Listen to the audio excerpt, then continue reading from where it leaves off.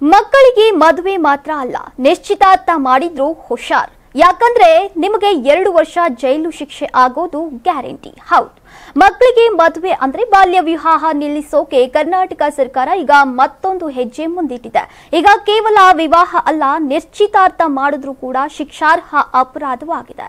ಇದು ಕೇವಲ ಕಾನೂನು ಮಾದರಿಯ ಕುರಿತು ಅಲ್ಲ, ಇದು ನೂರಾರು ಮಕ್ಕಳ ಭವಿಷ್ಯವನ್ನ ನಿರ್ಧರಿಸಬಲ್ಲಂತಹ ಗಂಭೀರ ವಿಷಯ. ಬಾಲ್ಯ ವಿವಾಹ ಒಂದು ಕಾಲಕೂಟದಂತೆ ಮನುಷ್ಯನ ಚಿಂತನೆಗಳಿಗೆ ಕಪ್ಪು ಬಣ್ಣ ಹಚ್ಚುವಂತಹ ದುರಾಲೋಚನೆ. ಬಾಲ್ಯ ವಿವಾಹ ನಿಷೇಧ ಕಾಯ್ದೆ 2006ರ ಬಗ್ಗೆ ಎಲ್ರಿಗೂ ಗೊತ್ತೇ ಇದೆ. ಸದ್ಯ ಕಾಯ್ದೆ 2006ನ್ನ ಮತ್ತಷ್ಟು ಬಲಪಡಿಸೋಕೆ ಸರ್ಕಾರ ಚಿಂತನವನ್ನ ನಡೆಸಿದೆ. ಇತ್ತೀಚೆಗೆ ಜಿಲ್ಲಾಧಿಕಾರಿಗಳ ಸಭೆಯಲ್ಲಿ ಸಿಎಂ ಸಿದ್ದರಾಮಯ್ಯ ಅವರು ಇಂತಹ ಪಿಡುಗನ್ನ ತಡೆಯಬೇಕಂದ್ರೆ ಕಠಿಣ ಕ್ರಮ ಬೇಕು ಅಂತ ಸ್ಪಷ್ಟವಾಗಿ ಹೇಳಿದ್ದು ಸಮಾಜದ ಎಲ್ಲಾ ವರ್ಗಗಳನ್ನ ಎಚ್ಚೆತ್ತುಕೊಳ್ಳುವಂತೆ ಮಾಡಿದೆ.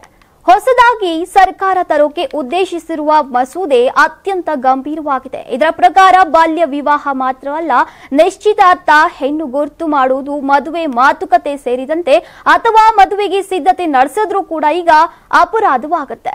ಒಂದು ವೇಳೆ ಬಾಲ್ಯ ವಿವಾಹ, ನಿಶ್ಚಿತಾರ್ಥ, ಮದುವೆ ಮಾತುಕತೆ ನಡೆಸಿದ್ರೆ ಗರಿಷ್ಠ 2 ವರ್ಷಗಳ ಜೈಲು, ಗರಿಷ್ಠ 1 ಲಕ್ಷದ ದಂಡ ವಿಧಿಸೋದಾಗಿ ಹೇಳಿದೆ. ಈ ಕಾನೂನು ಕೇವಲ ಪೋಷಕರಿಗಾಗಿ ಮಾತ್ರ ಅಲ್ಲ, ಅಪ್ರಾಪ್ತರು, ಬಂಧುಗಳು, ಮ್ಯಾರೇಜ್ ಬ್ರೋಕರ್ಗಳಿಗೂ ಕೂಡ ಈ ಕಾನೂನು ಅನ್ವಯಿಸುತ್ತೆ.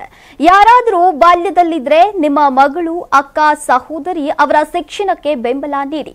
ನಿಮ್ಮ ಮನೆಯಲ್ಲೋ, ತೋಟದಲ್ಲೋ, ಊರಲ್ಲೋ ಬಾಲ್ಯ ವಿವಾಹದ ತಯಾರಿ ನಡೀತಾ ಇದ್ರೆ ನೀವು ಸ್ಥಳೀಯ ಪೊಲೀಸರಿಗೆ ಮಾಹಿತಿಯನ್ನ ಕೊಡಿ. ಹಾಗೆ ಈ ಹೊಸ ಕಾನೂನು ಜಾರಿ ಬಗ್ಗೆ ನಿಮ್ಮ ಅನಿಸಿಕೆಗಳನ್ನ ಕಾಮೆಂಟ್ ಮಾಡಿ ತಿಳಿಸಿ.